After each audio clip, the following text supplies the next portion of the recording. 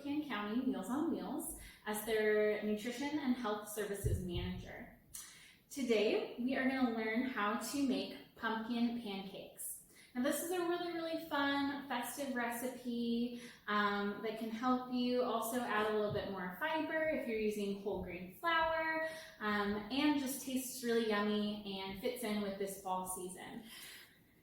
Okay, so time to go ahead and add some ingredients to our mixing bowl. I already have added 2 tablespoons of oil. So next we are going to add 1 egg.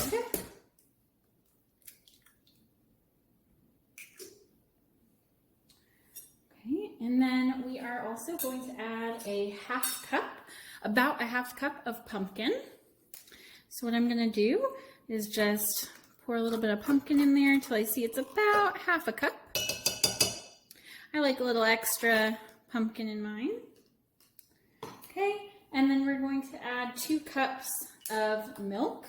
I'm using oat milk just because I'm sensitive to dairy, so we are going to use a milk alternative, but you're free to use regular milk here as well.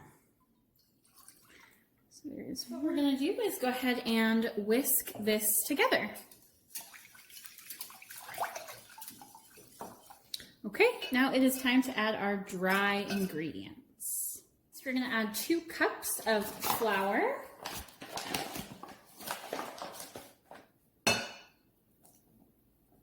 2 tablespoons of brown sugar,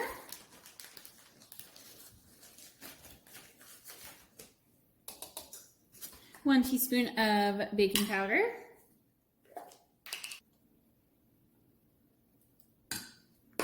and 1 teaspoon of pumpkin pie spice.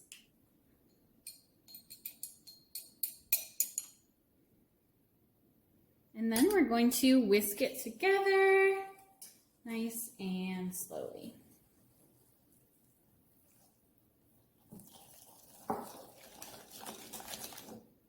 And there you go.